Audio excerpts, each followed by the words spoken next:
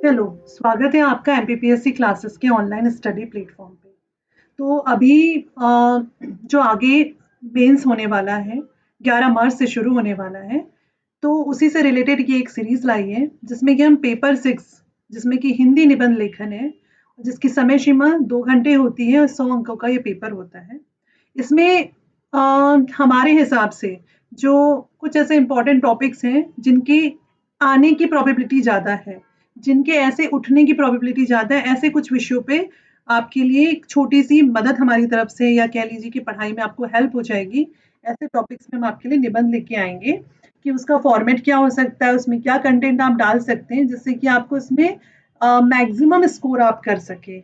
Usually होता है कि आप इसमें जो एक नॉर्मल है 60-65 तक के नंबर आते हैं, बट इस नंबर को और खींचा जा सकता है अच्छा निबंध और प्रारूप लेखन करके। तो बस उसी से रिलेटेड आज हमने पहला सब्जेक्ट लेके आए हैं विकसित Bharat at 2047। Actually last video में मैं उनका नाम बोल रही हूँ, किसी ने कमेंट किया था कि मैम आप विकसित भारत पे भी एक वीडियो बना के लाइए। तो हमें आपका ये सुझाव अच्छा लगा, थैंक यू कि आपने ये सुझाव दिया।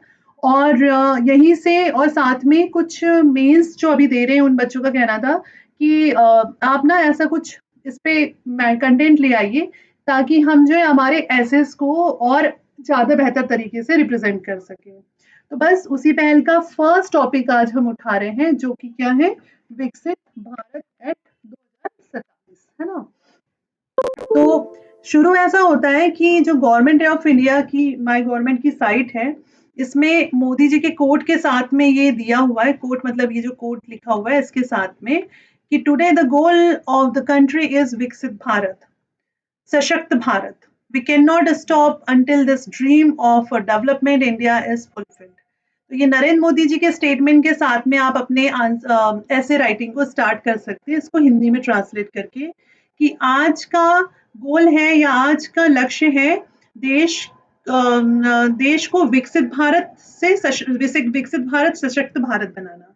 और हम तब तक के अपने सपनों को नहीं देख तब तक कि हम नहीं रुक सकते जब तक कि हमारे सपनों का विकसित भारत ना बन जाए, है ना? तो ये स्टेटमेंट नरेंद्र मोदी जी का ऑफिशियली है।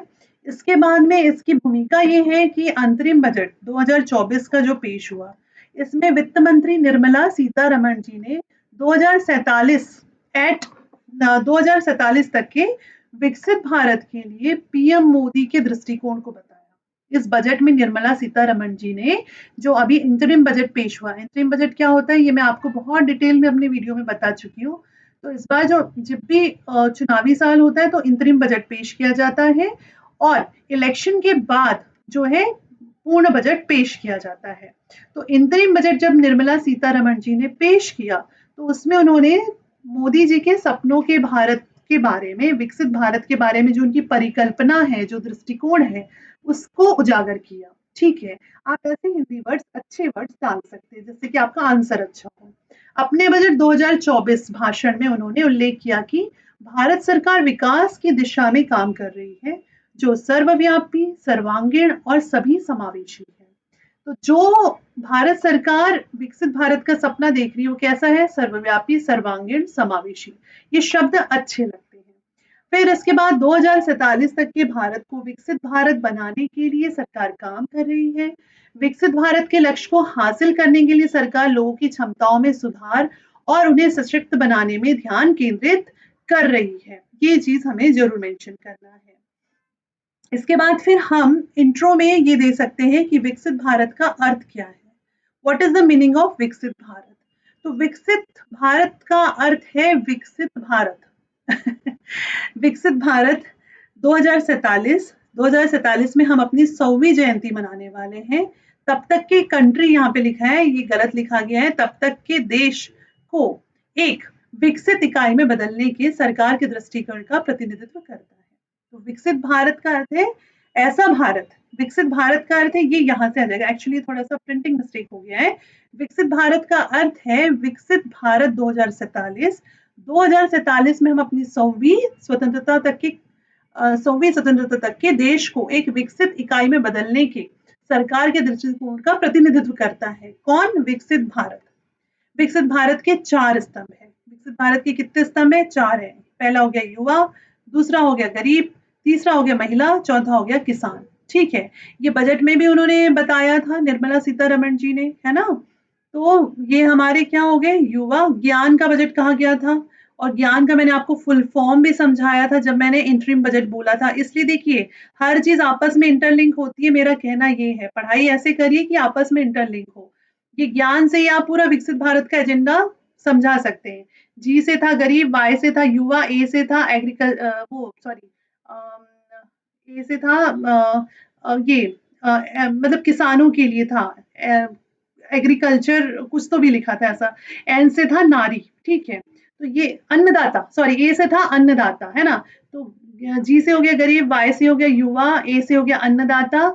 अन्नदाता कहा गया था किसान को, और एन से था नारी। तो ऐसे 4 ज्ञान का बजट था, और ज्ञान के बजट की जो ये जो ज्ञान है, यही विकसित भारत के 4 स्तंभ है। इतना बताने के बाद फिर हम आगे बढ़ जाएँगे, क्योंकि देखिए ऐसे में कोई हेडिंग नहीं डाली जाती है। उसमें जो दृष्टि, उद्देश्य और महत्व है, ये आपको पता होना चाहिए कि अब इसके बाद आप ये बताने वाले हैं, ठीक है? तो आपका फर्स्ट पेज में सारी चीज़ें ये स्टार्टिंग के 2 पेजेज़ में ये चीज़ खत्म करने के बाद में, इतना आप स्टार्टिंग के 2 पेजेज़ में खत्म करके, फिर जब आप आगे बढ़ेंगे, तो आप उसमें क्या बता देंगे कि विकसित भारत एट 2024, विकसित भारत का दृष्टिकोण एक समृद्ध भारत है। जो आधुनिक बुनियादी ढांचे, मतलब बेसिक जो इंफ्रास्ट्रक्चर है, और प्रकृति के साथ सामंजस्य स्थापित करें। कहने के बाद हम सस्टेनेबल डेवलपमेंट की भी यहाँ पे बात कर रहे हैं, क्योंकि जब आधुनिक बुनियादी ढांचा होगा, उसके साथ हमें प्रकृति को भी संवार के रखना है। तो कहीं ना कहीं जब ये आप सामंजस्य स्थापित करेंगे इन दोनों के बीच में, इट मीन्स कि आप जो है सस्टेनेबल डेवलपमेंट गोल, सतत विकास के लक्ष्य को भी प्राप्त करने की ओर अग्रसर हैं, और इसको ध्यान रखते हुए हम विकसित भारत का सपना देख रहे हैं। इस तरह से आप लाइन ऐड कर सकते हैं, और सभी क्षेत्रों में सभी नागरिकों को उनकी क्षमता तक पहुंचाने का अवसर देता है। इस तरह से हमें बताना है। फिर हो गया, वित्त मंत्री ने अपने अंतरिम बजट में भाषण में कहा था कि आप इस तरह से ये लाइन मेंशन कर सकते हैं। ये बहुत ही कैची होता है, और कहीं ना कहीं बहुत इफेक्टिव फॉर्मेटिंग होता है, कि वित्त मंत्री ने अपने अंतरिम बजट 2024 भाषण में कहा था कि विकसित भारत के दृष्टिकोण को साकार करने के लिए राज्यों में राज्यों में कई विकास और विकास समक्ष सक्षम सुधारों की आवश्यकता है। इस प्रकार राज्य सरकारों को उनके मील के पत्थर से जुड़े सुधारों का समर्थन करने के लिए 50 वर्षीय ब्याज मुक्त ऋण के रूप में 75,000 करोड़ रुपए का प्रावधान प्रस्तावित है। आपने एक डेटा भी डाल दिया इसमें, ठीक है, कि वित्त मंत्री ने अंतरिम बजट में कहा था कि विकसित भारत के दृष्टिकोण को साकार करने हेतु राज्य में कई विकास और विकास समक्ष सुधारों की आवश्यकता है, और इस प्रकार से राज्य सरकारों को इन सुधारों को करने के लिए जो है 50 वर्षीय ब्याज ऋण मुक्त के रूप में 75,000 करोड़ रुपए का प्रावधान प्रस्तावित है। इसके साथ ही हम एमएसएमई के बारे में भी बात कर लेंगे, कि एमएसएमई को, मतलब माइक्रो स्मॉल मीडियम एंटरप्राइजेस को बढ़ावा देने के लिए और प्रतिस्पर्धा करने में मदद करना भी विकसित भारत के रोड मैप का एक हिस्सा होगा। ये चीज हम यहाँ पे बता देंगे। क्या बता देंगे? कि एमएसएमई को बढ़ाने, प्रतिस्पर्धा करने भी जो है विकसित भारत के रोड मैप का एक हिस्सा होगा। जब हम यहाँ पे एमएसएमई की बात करेंगे, तो 2 लाइन फिर हम यहाँ पे हमारे एमपी के बारे में भी बता देंगे कि एमपी गवर्नमेंट इसमें क्या कर रही है। तो हम बता देंगे कि इसे बढ़ावा देने के लिए जो एमएसएमई विभाग की अलग से स्थापना की गई है, जिसके अंतर्गत जो है special economic zone, agriculture economic zones की स्थापना की गई है, ताकि जो है प्रदेश भारत के विकसित भारत के सपने को पूरा कर सके।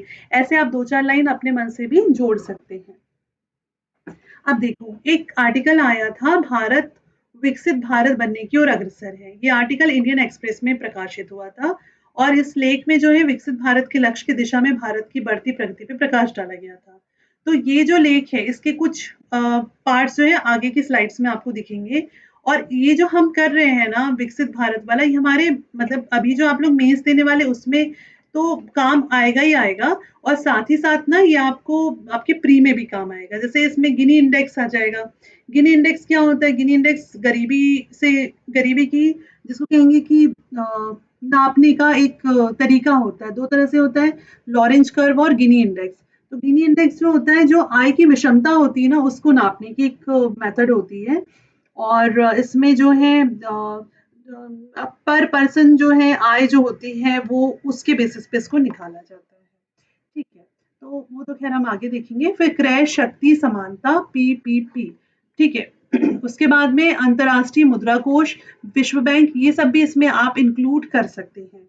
और मेंस के लिए तो है आपको ये इस पे ऐसे लिखना ही है। तो ये कई तरह से पूछा जा सकता है कि 2047 तक के विकसित भारत को प्राप्त करने के लिए भारत का लक्ष्य और कदम, ये हेडिंग हो सकती है।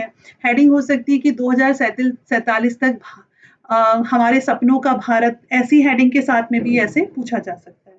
अब इसमें हम कुछ डेटा डाल सकते हैं। देखिए मैटर तो आप लोग लिख ही लेंगे, बट इसमें आप ये जो कुछ कुछ चीजें मैं बता रही हूँ इनको ऐड कर देंगे ना तो आपका आंसर बहुत अच्छा हो जाएगा। So please note down this all things. कि पहला है कि देशों की अर्थव्यवस्थाओं के लिए विश्व बैंक मापदंड, कि हर देश की अर्थव्यवस्था के लिए वर्ल्ड बैंक ने जो है एक मापदंड कर रखा है। पहला मापदंड क्या है? उच्च आय वाली अर्थव्यवस्था। दूसरा है उच्च मध्यम आय वाली व्यवस्था। और तीसरा है निम्न मध्यम आय वाली अर्थव्यवस्था। मतलब एक हो गया सबसे हायर इनकम, जिसमें कि वार्षिक प्रति व्यक्ति जो जीएनआई है, ग्रॉस नेट इनकम जो है, वो कितनी होना चाहिए? 13,000 समथिंग डॉलर्स में। ये ना भी लिखे तो चलेगा, बस ये मेन आपको याद रखना है, ठीक है। मतलब 13,846 डॉलर से ज्यादा होना चाहिए या उसके समकक्ष होना चाहिए। फिर है उच्च मध्यम आय, मतलब हाई इनकम। फिर हायर मिडिल, इसका इनकम कितना है डॉलर्स में? 4,466 से 13,845 के बीच में पर व्यक्ति, मतलब ग्रॉस नेट इनकम इतनी होनी चाहिए। इसके बाद में निम्न आय वाली अर्थव्यवस्था, ये जो है 1,136 डॉलर टू 4,465 पर पर्सन ग्रॉस नेट इनकम होनी चाहिए। तो ये तीन इन लोगों ने जो है मापदंड डिसाइड करके रखे हुए हैं वर्ल्ड बैंक ने। तो इन तीन मापदंडों पे आप हमारा देश किस मापदंड पे आता है, ये है एक, ये चीज हम बता देंगे। उसके बाद हम बताएंगे कि भारत का विजन विकसित भारत 2047, इसकी एट प्रेजेंट हमारी कंडीशन क्या है। तो ऊपर मैंने जो आपको तीनों चीजें बताई उसमें हम एट प्रेजेंट निम्न मध्यम आय वर्ग में आते हैं। कौन सा वाला? जो तीसरे नंबर पे मैंने आपसे डिस्कस किया ना, ये वाला निम्न मध्यम आय की अर्थव्यवस्था में हम आते हैं। तो यहाँ पे हमें बताना है कि उच्च आय वाली अर्थव्यवस्था बनने के लिए हमें क्या करना होगा। 2047 तक के हमें 13,846 डॉलर पर पर्सन ग्रॉस नेट इनकम की बाधा को पार करना होगा। मतलब अभी ये जो है ये हमारा टारगेट है कि हम कहाँ पर हैं? हम यहाँ पर हैं, ठीक है। 1,136 से 4,465 ग्रॉस नेट इनकम से हमें 13,846 पे पहुंचना है। तो ये लक्ष्य हमने कब तक के रखा है कि भैया हम जो है 2047 तक की ये टारगेट फुलफिल कर देंगे। उसके बाद लक्ष्य हासिल करने के लिए समृद्धि के 3 प्रमुख संकेतक हैं। तो इस पे ध्यान केंद्रित करने और काम करने की जरूरत है। निर्दिष्ट लंबी अवधि में मतलब ये जो इतना लॉन्ग पीरियड है, कब तक का? 2047 तक का। इस 2047 तक के पीरियड तक के हमें जो जीडीपी है और पर पर्सन इनकम है, ग्रॉस नेट इनकम है, उसको वृद्धिशील वृद्धि करनी, मतलब हमें उसमें स्पीड से ग्रोथ करनी पड़ेगी।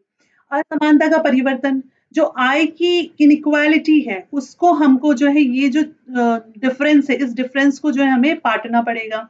उसके बाद मुद्रा में समग्र मुद्रास्फीति की दर, विनिमय दर में परिवर्तन करना पड़ेगा। ये तीन कारक हमको इसमें डालने पड़ेंगे। तो ये जब आप इस तरह से लिखोगे ना आपका आंसर बहुत इफेक्टिव लगेगा और आप अच्छे नंबर खींच सकते हैं।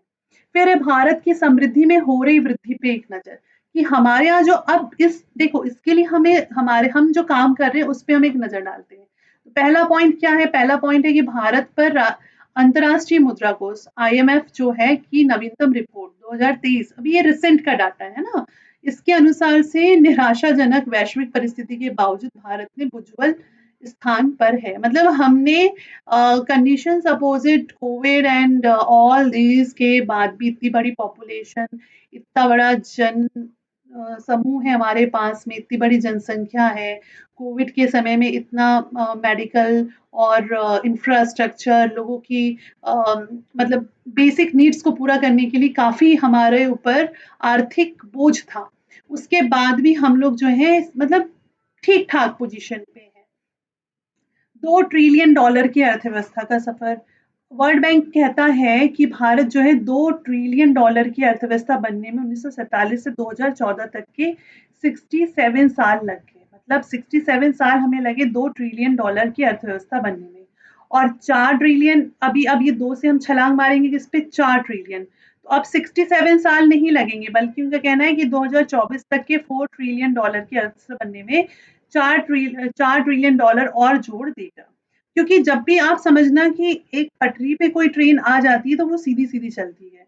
हमने आज़ादी के बाद बहुत सारे रिफॉर्म्स किए, काफ़ी सारे चेंजेस किए, पॉलिसीज़ लेके आए, इंडस्ट्रियल पॉलिसीज़ लाए, जिससे कि हमने जो है खुद को 2 ट्रिलियन तक लाया।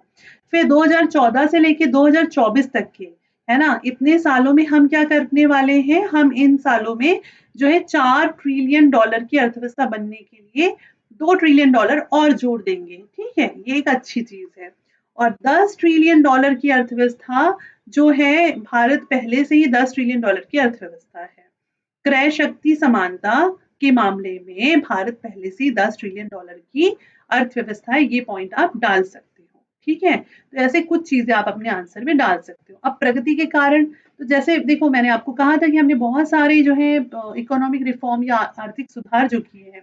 तो 1991 के आर्थिक सुधार के बाद भारत निरंतर नीति परिवर्तन करता रहा है। बिल्कुल सही बात है। लोगों की बुनियादी सुविधाएं, शौचालय, पीने का पानी, पक्के मकान, बिजली तक पहुंच, इसके लिए हमने क्या किया, शौचालयों के लिए जो है ओपन डेफिकेशन फ्री प्रोग्राम, ठीक है, ये चलाया। उसके बाद पीने के पानी के लिए हर घर नल जल, अटल भूजल योजना, ऐसी बहुत सारी चीजें चलाई। पक्के घरों के लिए पीएम आवास योजना, ग्रामीण पीएम ग्रामीण आवास योजना, पीएम शहरी आवास योजना, बिजली के लिए जो है सुलभ योजना, है ना? ये सारी योजनाएं चलाई। इसमें सोलर पंप वाली योजनाएं चलाई, जिससे कि हमें रिन्यूएबल एनर्जी, सोलर एनर्जी के थ्रू हम ऊर्जा प्राप्त कर सकें। और इसके साथ ही साथ बुनियादी ढांचे पर भी ध्यान दिया। इन कार्यों से कल्याण के साथ साथ अर्थव्यवस्था के विकास में भी मदद मिली है। प्रति व्यक्ति आय के संदर्भ में भारत प्रति व्यक्ति आय 2004 में जहां $624 से बढ़कर के 2024 में $1560 हो गई, और 2022 में $2411 हो गई, जो कि बहुत अच्छा ग्राफिक ग्रोथ है, ठीक है?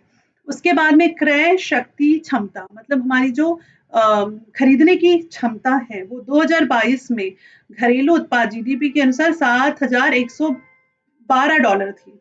अब क्या हुआ कि अत्यधिक गरीबी से लोगों की कुल संख्या का अनुपात 2.15 प्रतिदिन 2017 पीपीपी मापा गया, जो कि 2000 तक के 39% से घट करके लगभग 11% हो गया। मतलब 2021 तक के कितना हो गया है, कुल मिला के 11.9% हो गया है। मुद्रास्फीति पर हाल ही में भारत की मुद्रास्फीति काफी हद तक के आरबीआई के 4% प्लस माइनस 2% के दायरे में रही है, ठीक है? मतलब ये आपको एक जनरली ये चीज याद रखना है कि इसमें क्या चेंजेस आए सब चीजों में। विनिमय दरों में क्या चेंज आया, तो $600 अरब से अधिक विदेशी मुद्रा भंडार है हमारे पास में, और आरबीआई मुद्रा किसी भी अचानक मुद्रा ह्रास को रोक सकता है। इन सभी कारकों को उच्च विकास दर के साथ वित्तीय स्थिरता प्रदान की है। अब चुनौती क्या है, तो कुछ जो स्पेशलिस्ट हैं, विशेषज्ञ हैं, वो मानते हैं कि पर कैपिटा इनकम या प्रति व्यक्ति आय लोगों की वास्तविक समृद्धि और अर्थव्यवस्था में असमानता के प्रतिबिंब नहीं कर सकती। देखो, ये आप क्लोजिंग में, मतलब आपके कंक्लूड करने के टाइम पे डाल सकते हो। थोड़ा तो आपको, मतलब पूरा पॉजिटिव के साथ में कुछ आपको ये भी बताना पड़ेगा कि नेगेटिव पॉइंट क्या है ना? तो इसमें क्या है कि कुछ विशेषज्ञों का मानना है कि आय लोगों की वास्तविक समृद्धि और अर्थव्यवस्था में असमानता को प्रतिबिंबित नहीं कर सकती। हालांकि आय की असमानताओं को मापने वाले गिनी इंडेक्स के अनुसार से, गिनी इंडेक्स जैसे कि मैंने आपको बताया कि ये गरीबी नापने का एक माप होता है ना? जिसमें कि क्या होता है कि जब गिनी गुणांक, इसमें जो ऐसे कर्व बनाते होंगे, आपने देखा होगा, एक इसमें एक समता रेखा होती है, एक लॉरेंस कर्व होता है, और इसके बीच का जो होता है, इसको हम ए से इंडिकेट करते हैं, इसको क्या है, गिनी गुणांक बोलते हैं, है ना? तो ये आपको पता होगा। खैर, तो हालांकि आय की असमानताओं को मापने वाले गिनी इंडेक्स के अनुसार से ये 2004 में 34.4 से घट करके 2021 में जो है 34.2, मतलब 0.2% हो गया है। नवीनतम वर्ष जिसके लिए डाटा उपलब्ध है। अब इसका निष्कर्ष, ये नेगेटिव थोड़ा बता के फिर आप क्या करोगे, निष्कर्ष दे दोगे कि 2047 पर विकसित भारत के सपनों को हासिल करने के लिए भारत को उदार बाजार नीतियों, निवेश, नवाचारों के साथ-साथ गुणवत्तापूर्ण शिक्षा, कौशल निर्माण के माध्यम से मानव विकास पे लगातार काम करने की ज़रूरत है। फिर से एक बार बोल रही हूँ, समझ के लिखना और समझ के इस चीज़ को अपने दिमाग में आप फीड कर लो कि 2047 तक के विकसित भारत के सपनों को हासिल करने के लिए भारत को उदार बाजार नीतियों, निवेश, नवाचारों के साथ-साथ गुणवत्तापूर्ण शिक्षा, कौशल निर्माण माध्यम से मानव विकास पर लगातार काम करने की ज़रूरत है। हालाँकि एकमात्र चेतावनी यह है कि कोई कोविड प्रकार की बीमारी का प्रकोप या कोई बड़ा युद्ध, प्राकृतिक आपदा या राजनीतिक उथल-पुथल नहीं हो। अगर ऐसा कुछ नहीं होता है, तो हम हमारे रास्ते पे अग्रसर हैं और हम हमारा लक्ष्य प्राप्त कर सकते हैं।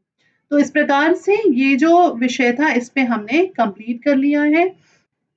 आई होप कि आप समझ चुके होंगे। ऐसे ही कुछ और विषयों पे मैं आपके लिए सीरीज़ लेके आएँगे, मतलब और आगे लेक्चर्स लेके आएँगे ताकि आपको जो है मेंस में किसी तरह की दिक्कत ना हो और आप हमारे चैनल से जुड़ें, तो प्री के साथ-साथ इस मेंस में हम थोड़ा बहुत योगदान कर सकें आपकी सफलता में।